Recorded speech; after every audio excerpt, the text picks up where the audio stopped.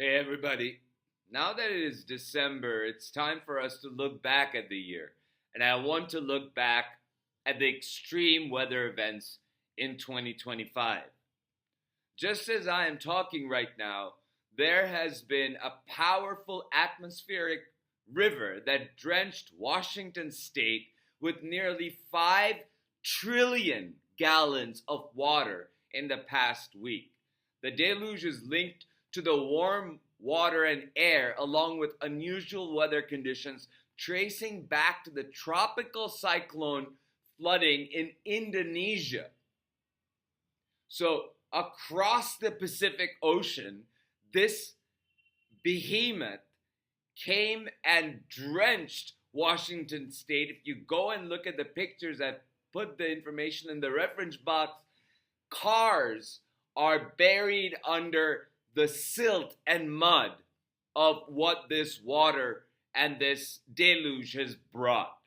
And we can't expect the federal government to come to any help because they have already denied help to Maryland for merely $16 million, which is absolutely nothing. It's not even a spray of water. It's not even a droplet compared to what Donald Trump is spending on DHS and the tax cuts that it has provided to the ultra rich. It's 16 million. It's pennies. But the federal government has denied that to the state of Maryland. And what's going to happen with, you can only expect Washington state being treated the same way simply because it has Democratic leadership. And that just explains, that right there shows how incredibly ignorant and dangerous Donald Trump's administration is, that they are going to gut FEMA and push that money towards the DHS army that's going after people in this police state based on racial profiling and anything that they find to be raised to the level of reasonable suspicion. So, we are in a mess, and the world has experienced just incredible heat waves like the India-Pakistan heat waves, the European heat waves, the landslides in Africa and Sudan. Then we have the Southern California wildfires, the Palisades that was burned to the ground.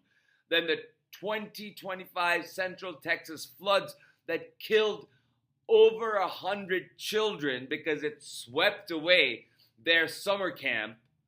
And then there are floods in Pakistan, floods in Nigeria, floods, the cyclones in Asia that are coming late in November, like the one that came to Indonesia and has now swept across the Pacific to hit Washington state in the United States from Indonesia. It's absolutely mind-boggling, these weather patterns. But what experts and reporters keep telling us is that because of the climate changing, these extreme weathers, these temperatures will be hotter and longer. There will be more extreme rain.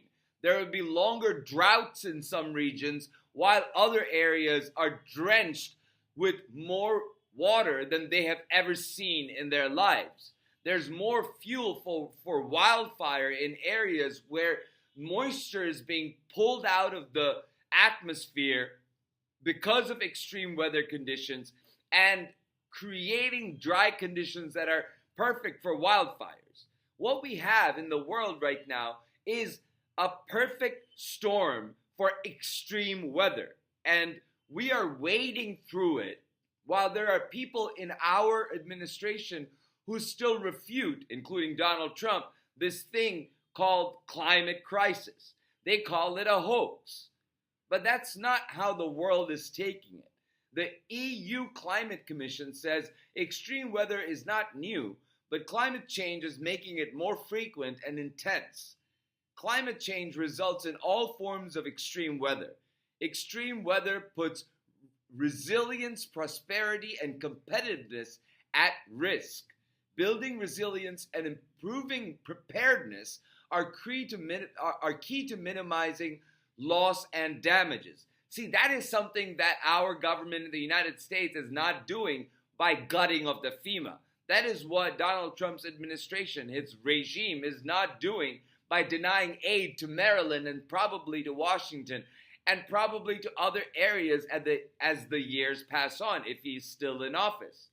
Nature-based solutions can help us protect ourselves from extreme weather.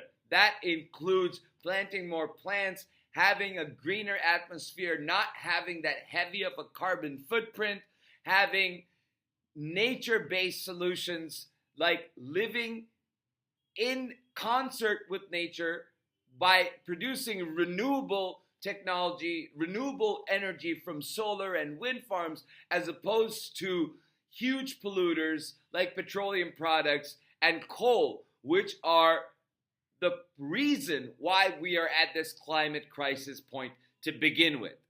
The EU Commission says extreme weather is not just bad luck, it is a clear warning signal in a climate that's rapidly changing. Disinformation may try to downplay or distract from the truth, but the science is solid.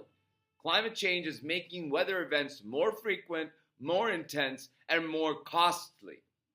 The Guardian estimates that the summer of extreme weather in Europe has cost Europe $43 billion in short-term losses. And that's not got to do with rebuilding, bringing the economy back to where it was, helping families who have been devastated.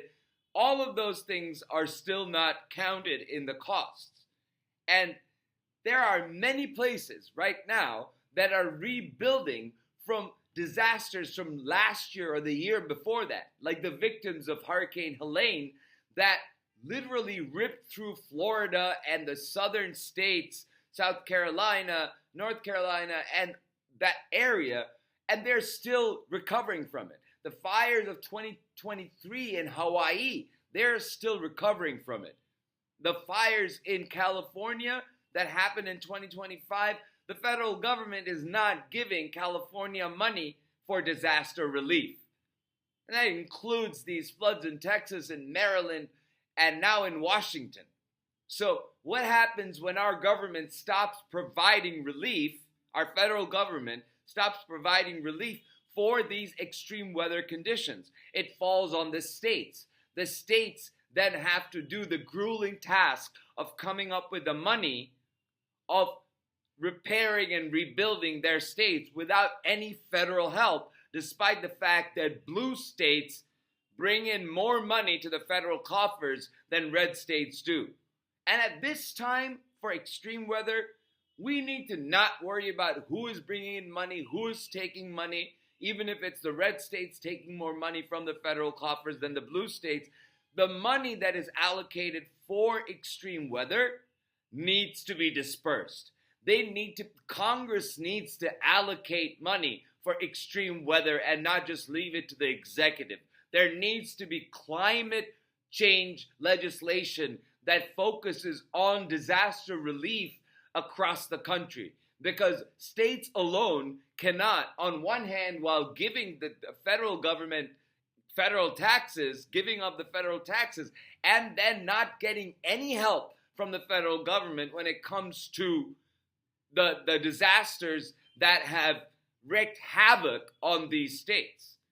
So we need to raise our voices. The climate crisis is still very much with us. It's not going anywhere. And it's only going to get worse and worse and worse, with more and more people not getting the relief that they need, because our government is not willing to help regular Americans when there are extreme weather events, because they don't believe in extreme weather events. And that should tell you how dangerous of a place we are in terms of climate catastrophes with the current regime. Keep your eyes out for extreme weather. Always watch the Weather Channel or other alternatives. I go to windy.com. It's also, fairly accurate.